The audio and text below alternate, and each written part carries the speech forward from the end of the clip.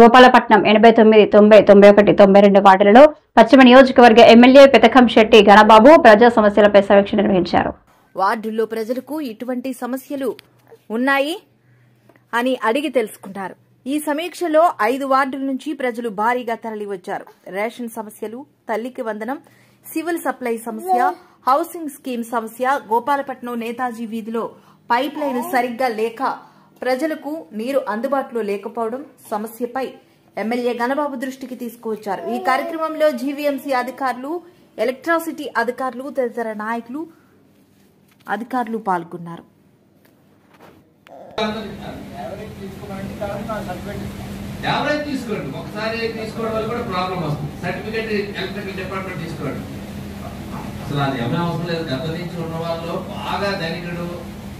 పెద్ద పెద్ద భవనాలున్నాయి, 4 అంతస్తుల భవనం కట్టాడు, 4 వీలర్ కార్లో తిరుగుతున్నాడు, లేదా వాళ్ళ ఇంట్లో ప్రభుత్వ ఉద్యోగం ఉంది, ఇలాంటివి డెఫినెట్ గా కట్ చేయక తప్పదు. ఇప్పుడు మా వాడు అన్నాడు కదా, కృష్ణ చెప్పాడు 10 లక్షలు లోన్ ఎలిజిబుల్ ఆ పాన్ కార్డు ఉంటే కదా, అలాగే ఆధార్ రాంగ్ సీడింగ్. ఎస్, ఇది ఒకటి అయిందండి. ఆధార్ రాంగ్ సీడింగ్ కూడా ఒక ఫ్యామిలీకి 3-4 మీటర్లు యాడ్ అయిపోయింది. ఇప్పుడు తల్లికి వందనం అదే ఇబ్బంది. ఒక బెనిఫిషియరీ అయితే 14 మీటర్లు యాడ్ అయింది. అవి కూడా మన జిల్లా కూడా, పక్క జిల్లా కూడా యాడ్ అయింది.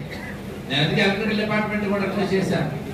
ఎవరు వచ్చినా వాళ్ళు చెప్పకండి, ఏఎస్ని వాళ్ళు ఎవరు వచ్చినా ఆ ఆధార్ రీసీడింగ్ లో అంటే ఉన్న లోపాలు మనమే సాధించండి. బెనిఫిషియర్ని చెప్పకండి. బెనిఫిషియర్ ఎక్కువ సార్లు కార్యాలయాల చుట్టూ, లేకపోతే అధికారుల చుట్టూ, లేకపోతే మా చుట్టూ తిరిగారంటే డిసాటిస్ఫాక్షన్ స్టార్ట్. ఒకసారి ఆయన మైకే కూర్చొని చెప్పండి, వాళ్ళకు కూడా ఐడియా ఒకసారి వాళ్ళకి క్లారిటీ.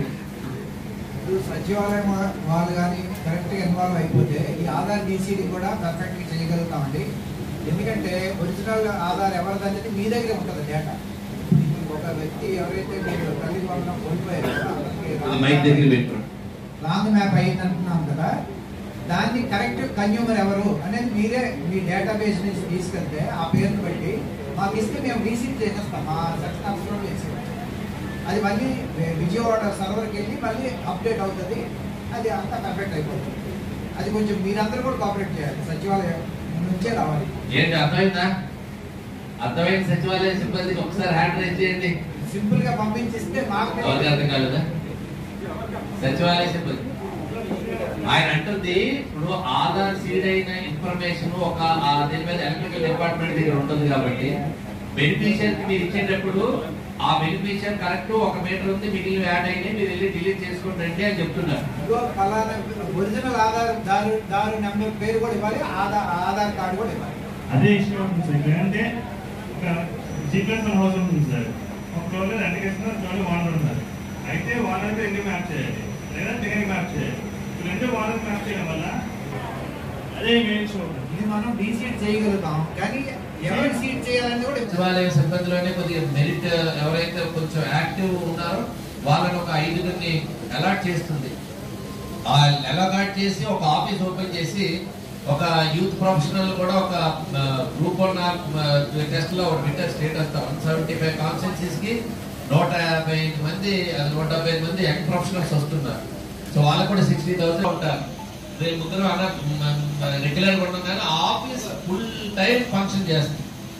అందులో మెయిన్ ఆబ్జెక్ట్ ఈ P4 టైప్.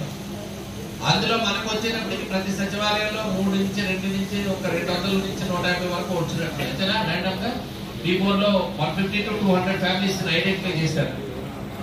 ఆ 200 మందిలో మీరంతా మ్యాపింగ్ ఇష్యూస్ అన్ని రిజాల్వ్ అయిపోతుంది. వాటి వరకు డిస్కషన్ ఇస్తారు. Highest priority for them. మనం పక్కన తీసుకొని సరిపోతే వాళ్ళకి మళ్ళీ లేదు, వాటి వరకు మనం ఎలిజిబిలిటీలో పెట్టి ఏపీడి గారు అది కొద్దిగా మనం ఒకటి కాదు. మొన్న కూడా మళ్ళీ లిస్టులు మళ్ళీ సచివాలయానికి మళ్ళీ వచ్చి మొట్టమొదటిసారి దేశంలోనే ఫస్ట్ టైం ఈ దేశం తీసుకుంది. గవర్నమెంట్ ఎంప్లాయీ ఎవరైనా చనిపోతే వారికి ఎలా పెన్షన్ వర్తిస్తుంది ఇమీడియట్ గా. ఓల్డ్ ఏజ్ పెన్షనర్ కూడా చనిపోగానే స్పౌస్ కి ఇవ్వాలని నిర్ణయం తీసుకొని లాస్ట్ డిసెంబర్ నుంచి, అంటే మన గవర్నమెంట్ వచ్చినప్పటి నుంచి ముందు డెసిషన్ తీసుకొని ఇస్తే తర్వాత మళ్ళీ ప్రభుత్వంలో డిబేట్ జరిగింది. ఇది కరెక్ట్ కాదు. లాస్ట్ లో కూడా అంతకుముందు కూడా చనిపోయినప్పుడు వాళ్ళకు కూడా ఇవ్వాలి కదా, వాళ్ళ భార్యలకు ఇవ్వాలని. అంటే అసలు ఎంతమంది ఉంటారు ఈ డిబేట్ జరిగింది. ఎంతమంది ఉంటారు చనిపోయిన భార్యలు, ఒకసారి మళ్ళీ వెరిఫై చేయమని చెప్తే సచివాలయాలు అందరికి వచ్చినాయి. ఆశ్చర్యకరమైనటువంటి బాధాకరమైన సంఘటన ఏంటంటే భర్త చనిపోయిన వాళ్ళు సంఖ్య 10 మంది ఉంటే ఆ 10 మనకు వచ్చినప్పుడు 480 ఎంత లిస్ట్ పంపించారు. మీరు వెరిఫై చేయండి. 400 పెన్షన్ తీసుకుంటున్న వాళ్ళకి మాత్రమే నేను చెప్పింది. మామూలుగా వితంతు పెన్షన్లు ఇంకా పెండింగ్ ఉన్నాయి కదా, రేపు 1వ తారీఖు నుంచి అందరికి ఇచ్చేస్తాం. ఆల్రెడీ అంటే మనం అన్నటువంటి డిసెంబర్ లిస్టే కాదు, లాస్ట్ 5 years కూడా అందరికి వర్తింపే చేసేటట్టు లిస్ట్ లో ఆల్రెడీ అందరూ వెరిఫై చేశారు. గవర్నమెంట్ కూడా పంపిస్తారు. ఇప్పుడు నేను చెప్పాను సచివాలయం అక్కడ ఏపీడీకి ఇవ్వండి, అది స్టాండర్డ్ ఎక్సెప్షన్స్ ఉన్నాయి. దీని ముందు ఇప్పుడు ఎలిజిబిలిటీ ఫిక్స్ చేయకండి. హౌస్ పెన్షన్ ఓన్లీ భర్త చనిపోతే భార్యకి ఇవ్వడం. అది ఏ సచివాలయం వాళ్ళు ఒకసారి ఉంటే నోట్ చేసుకోండి. మీరు అది ఏపీడీ దృష్టిని పెట్టండి. జెర్సీ గారు చెప్తారు. 479 వచ్చారా అడ్మిన్? మళ్ళీ దాన్ని మిస్ పెట్టలేదు. వాళ్ళు కరెంట్ బిల్లు నాకు చూడకండి. భర్త చనిపోయి వాళ్ళ బాధల్లో ఉంటాయి. నేను ఇంకా చెప్పాను కదా, హృదయ విదారకం ఏంటంటే అందులో కూడా చనిపోయినారు. 70% చనిపోయారు. ఆ మిగిలిన వాళ్ళకి కనీసం ఆ ఏజ్ లో, ఈ పెద్ద ఏజ్ లో మనం పెన్షన్ ఇవ్వడం అనేటువంటిది అవసరం. మీరు ఆ మానవీయ కోణంలో చూడండి. సచివాలయ